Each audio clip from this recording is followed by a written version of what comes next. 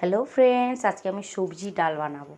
তো এর মধ্যে আমি পটল আর আলু দেবো। তোমরা তোমাদের পছন্দের মতো সবজি দেবে, সবজি দিয়ে করবে, খুবই সুন্দর লাগে। আর এরকম একটা পদ থাকলে সত্যি খাওয়া হয়ে যায়, অন্য কোনো কিছু লাগবে না। যেহেতু ডাল আর সবজি একসাথে, একটা রেসিপি দিয়ে মোটামুটি ভাত হোক রুটি হোক সবই খাওয়া হয়ে যাবে। তো আমি প্রথমে কড়া গরম করে দুটো মতো আলু লম্বা করে কেটে রেখেছিলাম। সে আলু লবণ আর হলুদ দিয়ে আমি একটু ভেজে নেব। অবশ্যই একটু ঢাকা দিয়ে ভাজবো, এতে ভাজাটাও হয়ে যাবে, সেদ্ধও খুব তাড়াতাড়ি হয়ে যাবে। আলুটা ভাজা হয়ে গেলে আমি এর মধ্যে অ্যাড করব পটল। তো তোমরা এখানে ঝিঙে বা যে কোনো সবজি তোমাদের পছন্দ মতো, কুমড়ো এখানে দিতে পারো। তো দেখো আলুটা কিছুটা ভাজা হয়েছে। এরপর আমি এর মধ্যে পটল দিয়ে দেবো। একসাথে আলু আর পটলটা ভালো করে মিশিয়ে ভেজে নেব। ভাজা হয়ে গেলে আলু আর পটলটা তুলে নেব। কে কে করেছো এরকম রেসিপি অবশ্যই জানিও। আমার তো এরকম সবজি ডাল খুবই ভালো লাগে। দেখো ভাজা হয়ে গেছে, আমি ভাজাটা তুলে নিলাম।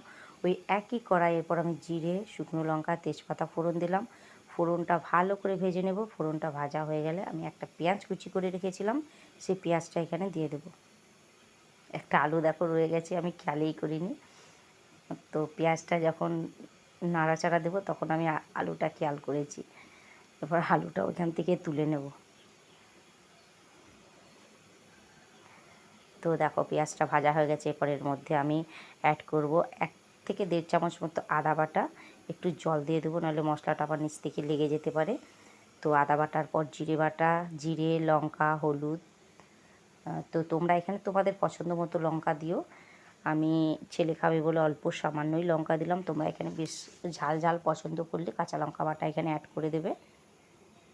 মশলাটা অবশ্যই ভালো করে কষিয়ে নিব। মশলাটা তেল ছাড়া পর্যন্ত কষিয়ে নেব। অবশ্যই আমি যেন একটু ঢাকা দিয়ে ভালোবাসি রান্না করতে, এতে গ্যাসেরও সাশ্রয় হয়, রান্নাটাও খুব তাড়াতাড়ি হয়ে যায়।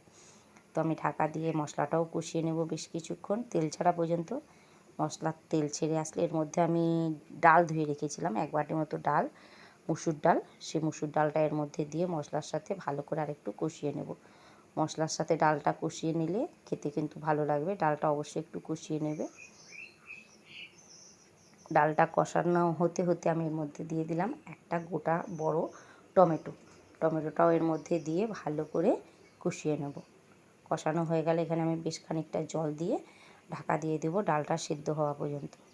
ডালটা যখন সেদ্ধ হয়ে আসবে, বেশিক্ষণ সময় লাগবে না, 2-5 মিনিটের মধ্যেই ডালটা সেদ্ধ হয়ে যাবে।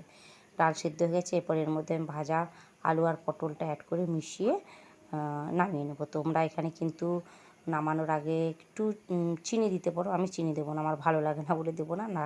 রান্নাটা রেডি, চলো নামিয়ে নিলাম, টাটা।